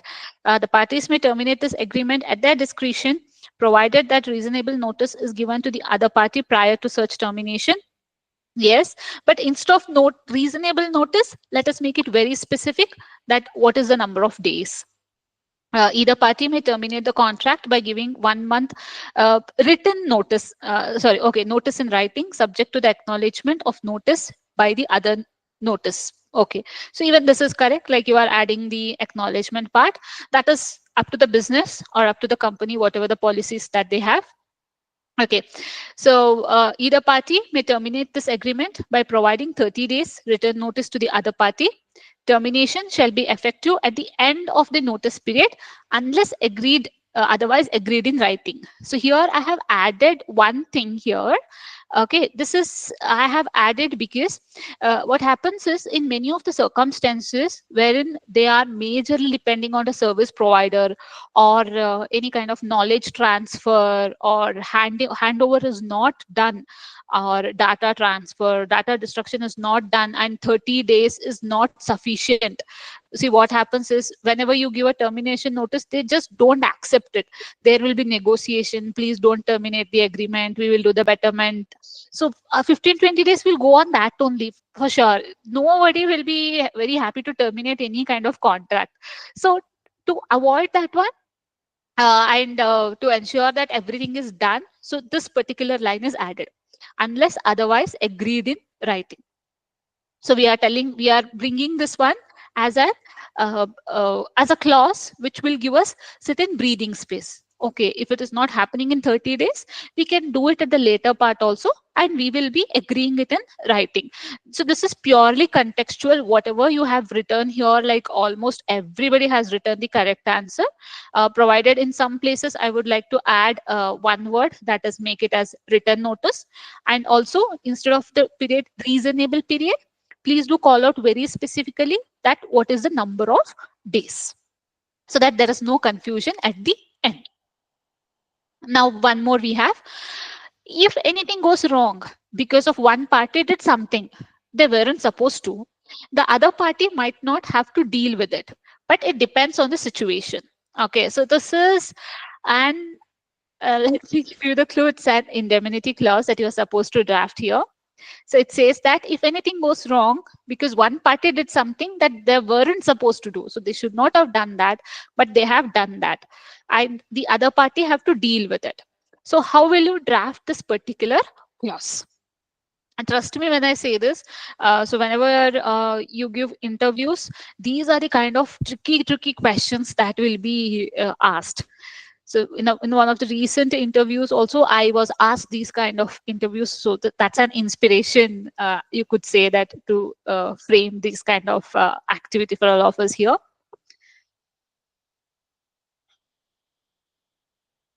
So yes, if anything goes wrong because one party did something that they weren't supposed to do,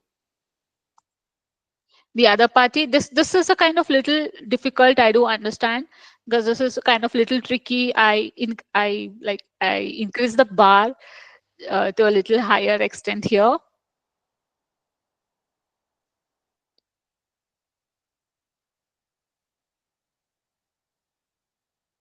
No problem, please give a try. That it's okay to be there is always room for corrections. Even I learned a lot, like every day it's always a learning.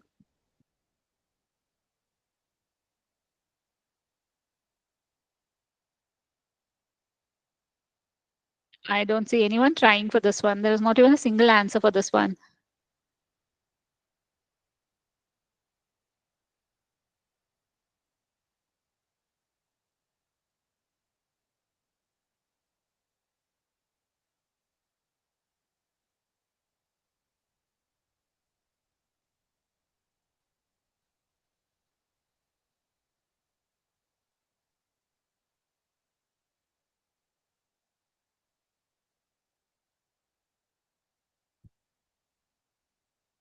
Okay, I think I'll have to disclose. Okay, the either party may breach the contract. The other party shall indemnify the loss to the other party.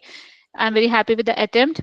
Either party shall indemnify the other party in an event which causes loss to the other party which was not in control by the other party.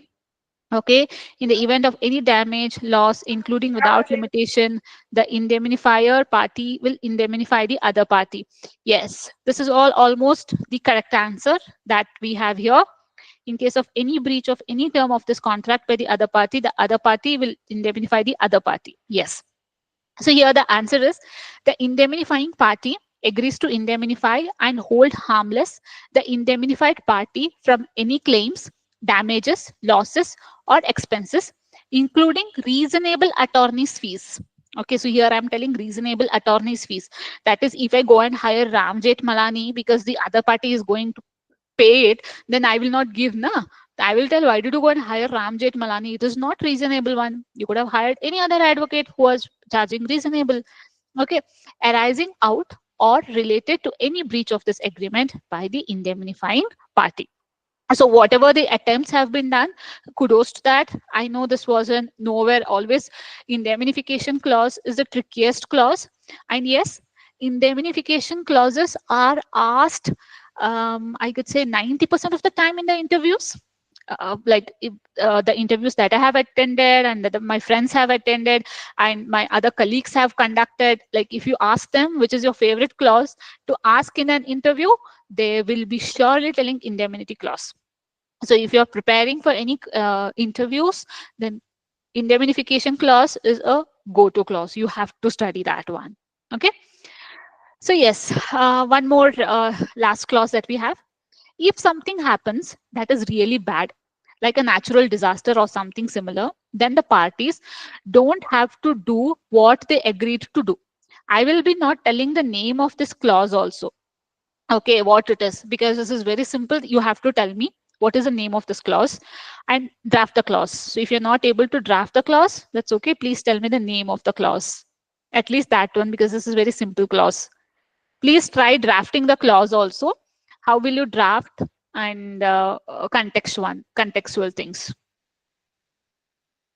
Ajay, regarding to your question, do we need to add direct or indirect damage or losses? That is purely on the business front. It's a commercial decision that they have to take, because I have seen contracts where they have added indirect damages also. Actually, I also wanted to understand a little bit, if time permits, what is the difference between the two? Direct or indirect damage? Yeah. We'll do it at the last. Slightly, This is almost the last one. Yeah. You know, indirect damages are very okay. Sorry, I have not started this line. Sorry. Yeah. Okay. So please draft this clause. How are you going to draft a force majeure clause? Now that everyone has answered that it's a force majeure clause, how will you draft it? How are you going to draft a force majeure clause? And here, it doesn't matter what's the context and what are the other things here. We are majorly focusing on the legal English part here, the English terminologies that we are going to use here.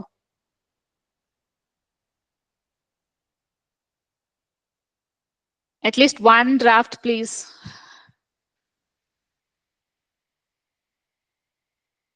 I should not have given this liberty of at least naming the clause. So everybody chose that one, like, let me name the clause.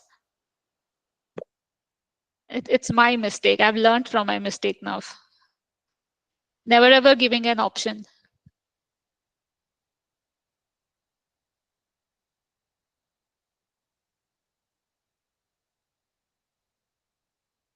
Yeah, I understand. It's too much to type in mobile. I do get it.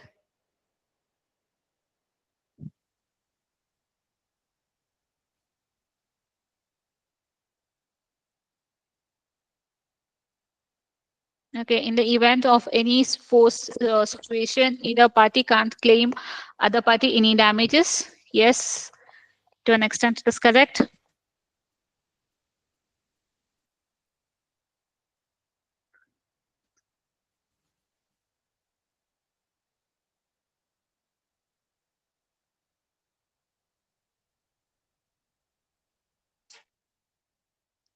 Okay, so let me jump into the answer.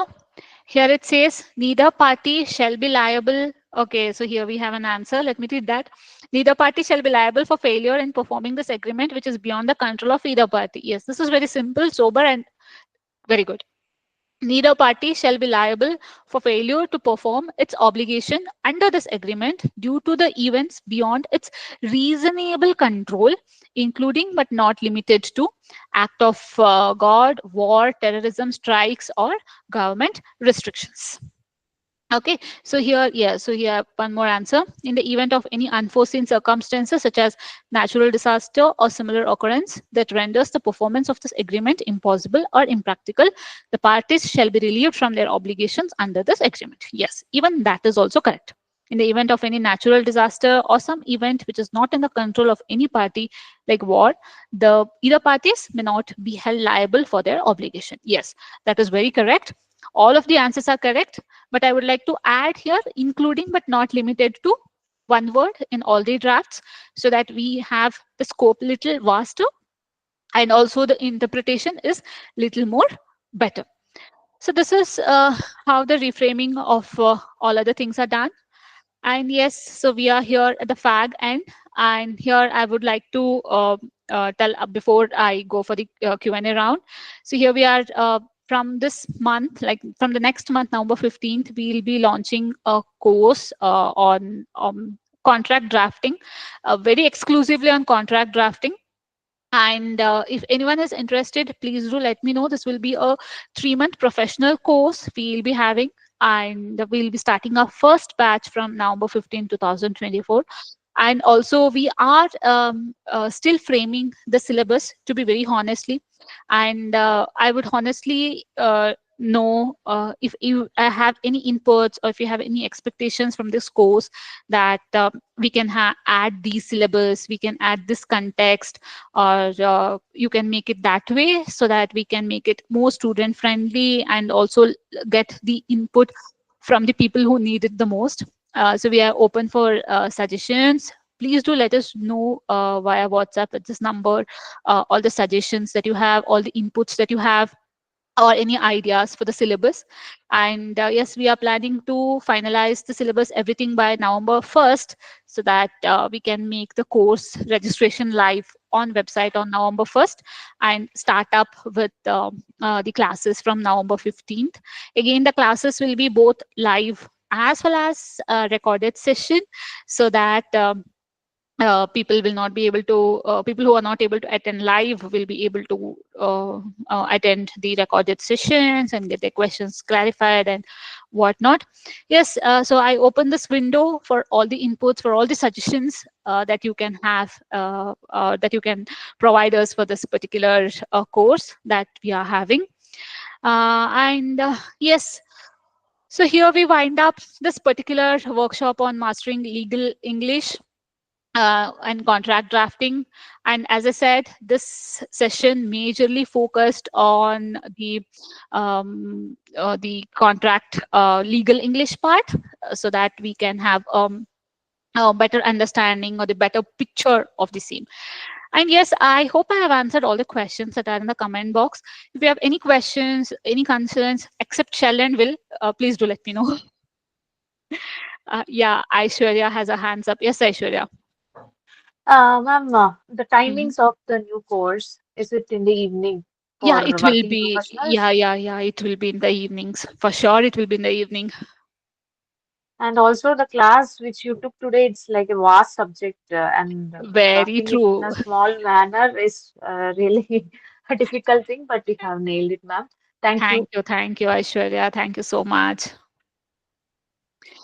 Yes. Um, so yes, weekdays, working days, we are sorting the things out. So as I said, by November 1st, we should have a clear picture that how are we going to have that. So we are still doing the blueprint, and for that reason, I'm asking the inputs. So whatever inputs you could give us regarding the syllabus, that you can add this, you can add that, or yeah, anything that you feel like you can share it with us, it will be really helpful. A payment, yes, sir, we'll tell you. It's not yet finalized. So depending on the course type and all other things, it will be decided like November 1st for sure. We'll tell the fees and all other things. Thank you, Shilpi. Thank you so much. Yeah, any questions? Thank you. Madam? Yes, sir. We were supposed to discuss on the indirect losses. Yeah, that's what I was coming to. Yeah. Thank you so much for the brilliant session. Thank you. Finally, Thank on you. those points, couple of points which Mhm. always confuses me on direct and indirect damages or direct or indirect loss. Yeah. How do you Mhm. measure those? That would be totally depending on the circumstances, totally depending on the situations. Now, for example, what happens is there is suppose somebody has done something to me and they have defamed me in society or whatsoever. Because of that, my way too far businesses have gone. Like too many people have not come to me and I have lost my business to a greater extent. Then that would be considered as an indirect damage. Let me make it very simple. Now, in a line, there are 50 cars. What happens is the last car, the 50th car, hits the 49th car. As a subsequent result of that, the second car hits the first car. So now for him, that will be an indirect loss because he has hit only one car and that has resulted in all these damages. So that will be the consequential damages. So usually what happens is they do not cover indirect damages. If they cover that one, it will be very vast and it will be like to a greater extent. So what they do is like they'll keep their scope limited to the direct damage. Okay, this is the damage that you have done, and for that we are going to pay that to you. Whatever damage that has been resulted because of some of your actions or some of your these things, he will not be able to pay. That is covered. Now, for example, the insurance company will only make good for the losses of the 49, the hit he has hit for the 49th car. Only the insurance company will pay to them. The insurance company will not go and pay to the first one. They'll tell that is because of the 49th car has come and hit the 48th car. Subsequently, it has gone to the first car. Hmm. So that is where the indirect damage comes in. It goes very vast. To limit the scope, we always tell that, okay, whatever the losses or whatever the damages is caused, we are going to pay only the direct damages. And to avoid this confusion, these days, in every contract, what they do is they do not use the term indirect damage and direct damage. Rather than what they do is like they put a cap on the damage, that whatever the payment that we have made to you in the following financial year or in the previous financial year, we are going to pay you that much. And the damage under any circumstances shall not exceed that one. Okay, let me give a scenario. Let's say we make a software for a bank, Mm-hmm. Mm-hmm. and bank has their own customers, right? Yes. So suppose by the software that we make, Mm-hmm. let's say some payments are done twice or thrice, because Mm-hmm. which bank loses, okay, or their customer loses. Let me Mm-hmm. put it that way. Will that be considered direct or indirect? That will be an indirect damage, I believe. I may be wrong here. I'm not so sure, but I feel that as an no. See, See, okay. because there are arguments for both the sides. Yeah, correct. So for that, what they do is like they tell, okay, this is the amount and this is clear. Let's not fight between the direct and indirect The damages. question comes to limitation of liability or Yes. the other aspects, but again, I think limitation of liability does not kind of control the overall damages that the customer Damages. can Yeah. claim. See, what happens is that the argument on deciding whether it is a direct damage or an indirect damage lands in the court. Hmm. I can tell that, okay, this is an indirect damage. I can even tell that this is an direct damage. So interpretation is from the two sides. So to avoid that, they have put up this limitation of liability. Let's not fight or let's not sit and interpret what is direct damage, what is indirect damage. If you see any recent clauses, like any of the admission policy, like even in our admission policy, we have added that the damages would be only this much, not more than that. For both of the parties, whatever the course value is, that will be the upper limit. We are not going to decide whether it is a direct damage or indirect damage, or we are not going to figure it out on the basis of that one.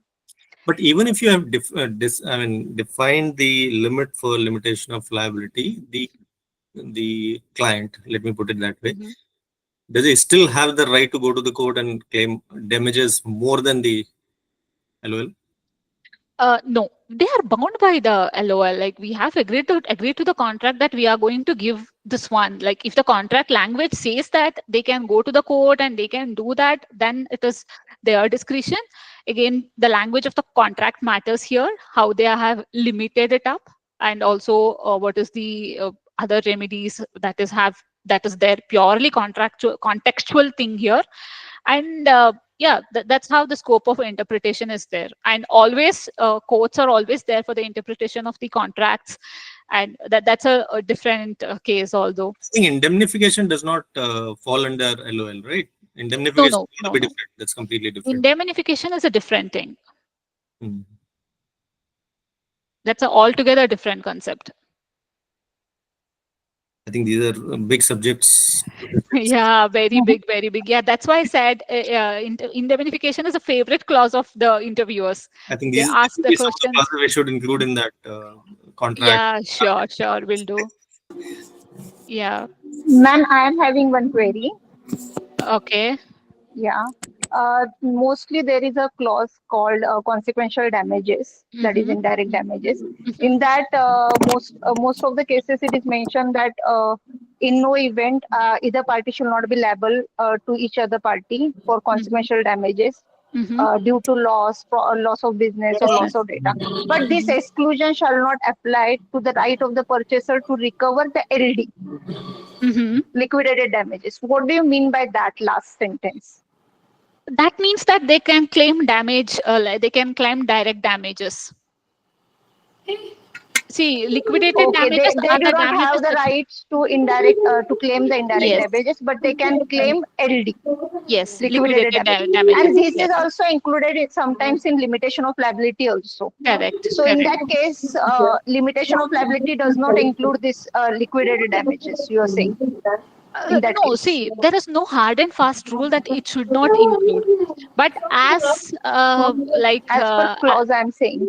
yeah, see, there is no hard and fast rule. Like the contract act does not say that this has to be there and this should not be there. It can be there and it cannot be there. But to simplify, I would always suggest let us remove this concept of direct and indirect damages altogether, because it is harmful to both the parties. You cannot have it unilateral.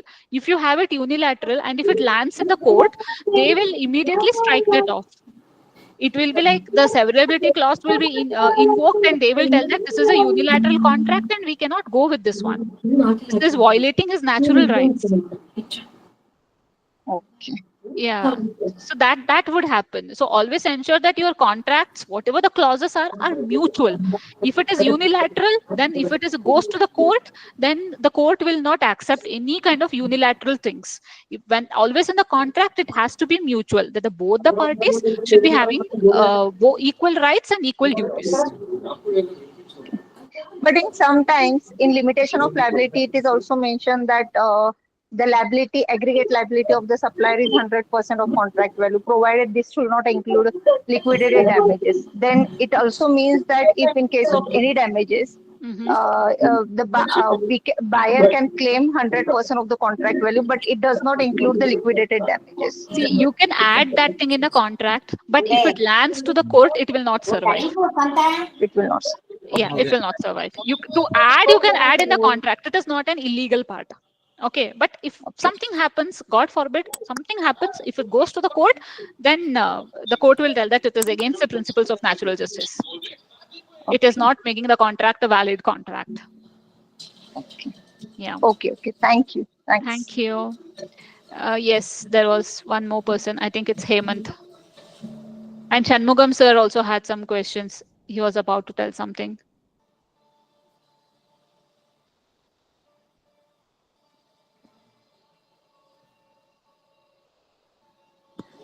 Mine is not a question, ma'am. Yes, sir. During your the contract drafting and that immediately and without undue delay, you are explaining something, and you said contract drafting enforceable and continued. I was not able to write that part. What is Okay, that? okay. One second. Let me mute. One second. Yeah. Can you please come again, sir? Which part? Like the enforceability of the contract. Yes, you said something contract drafting must be enforceable and you Yes. added something. I Yes. was not able So, to. okay. So the contract is like whenever you draft a contract, you have to like when it is enforced, when it is brought into action, how the things will be. Now, for example, I was giving the example of immediate and without undue delay. Now, if I tell that as soon as the purchase order is like immediately the product will be delivered or immediately the service will be provided, it is not practically possible. How can you make things immediately? So you have to think it that way while using the words. Even to deliver the product, even to pack the product, it will take some time. Now suppose I am a manufacturer of clothes and I am distributing it. Now if I tell to someone, some shop, that if I enter into an agreement that immediately as soon as I get the purchase order or immediately I will give you the material, no, it will not be possible, because I'll have to pack the goods, I'll have to do a quality check of mine, for which I may take 2 business days. And in 2 business days I may get a holiday. To avoid all of that, I'll think practically. Okay, can they do it immediately? No, they'll not be able to do it immediately. So let me write it without undue delay. So whenever you use the words, you actually stand in the ground and you actually start working so that the right terminology would strike in your mind and you can use that one. Thank you, ma'am. Thank you. Yes, sir. Any more questions? We are up from a minute.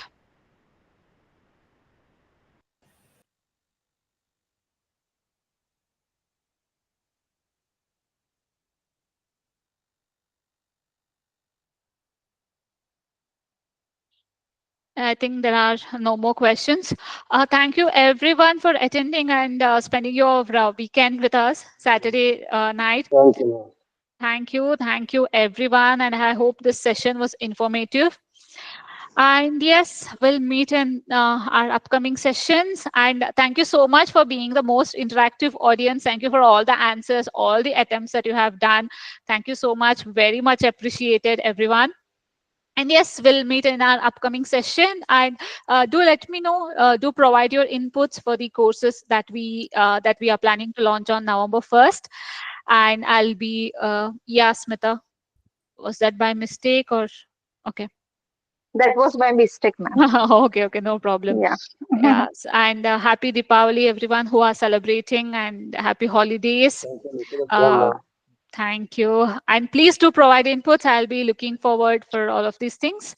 And yes, the recording of the session will be provided. Please give a day's time for both the e-certificate and the recording of the session. And yes, thank you. Thank you, everyone. Have a great weekend ahead. Thank you, ma'am. Happy Diwali. Thank you. Bye-bye. Happy Diwali to everyone. Thanks. Thank you. Same to you. Thank you.